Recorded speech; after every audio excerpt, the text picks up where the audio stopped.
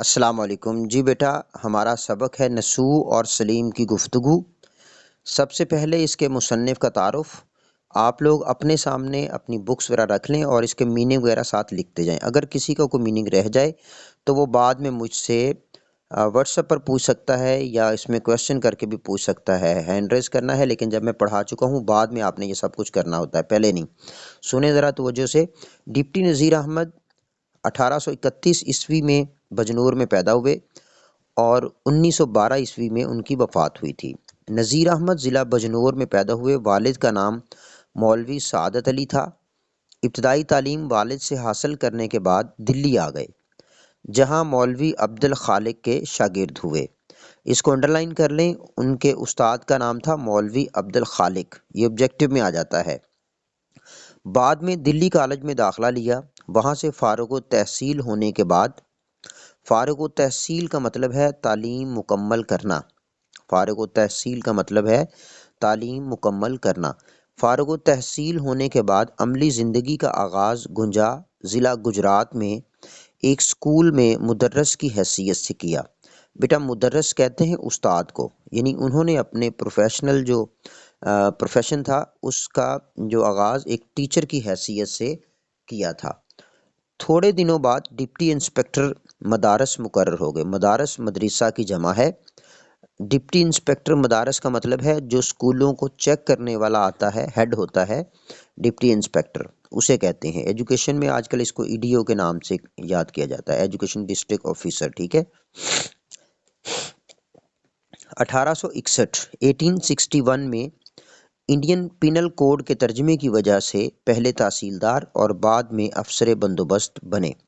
Indian penal code, بیٹا Indian penal code کا مطلب یہ ہے کہ جو تعزیرات ہند کہا جاتا ہے یا تعزیرات پاکستان، یعنی جب کسی کا فیصلہ سنایا جاتا ہے تو کہا جاتا ہے تعزیرات پاکستان کے تحت اس آدمی کو 10 سال کی بامشقت قید دی جاتی ہے۔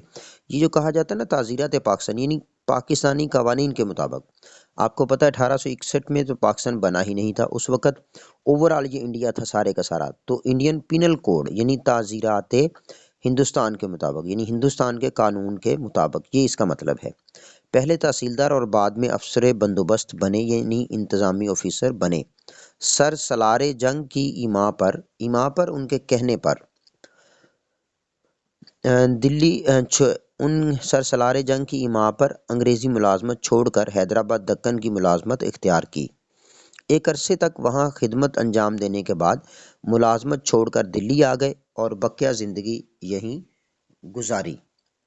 آپ کے ناول اصلاحی انداز کے حامل ہیں۔ اصلاحی انداز جس میں لوگوں کی اصلاح ہو، کیونکہ ان سے انہوں نے مسلمانوں کی اصلاح کا کام لیا، یعنی بہتری کا کام لیا۔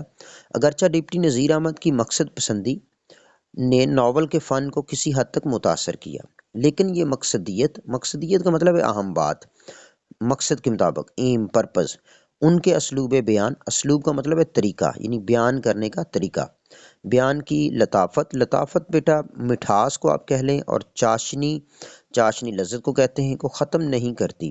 ان کی زبان علمی بھی ہے اور عوامی بھی۔ معاشرتی لطافتوں کے آئینہ دار محاوروں کے استعمال کا انہیں ملکہ حاصل تھا۔ لطافتوں یعنی خوبیاں، اور آئینہ دار عکاسی، یعنی ان کی لکھائی میں جو عکاسی ہوتی ہے وہ محاوروں کی ہوتی ہے، محاوروں کا بہت زیادہ استعمال ہوتا ہے۔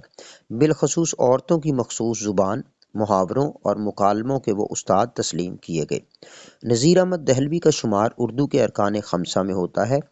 آپ اردو کے پہلے ناول نگار ہیں۔ آپ کے ناولوں میں مرات العروس، بنات نعش، توبۃ النسوء، فسانہ مبتلا اور ابن الوقت زیادہ اہم ہیں۔ یہ بیٹا ان کے ناولوں کے نام ہیں۔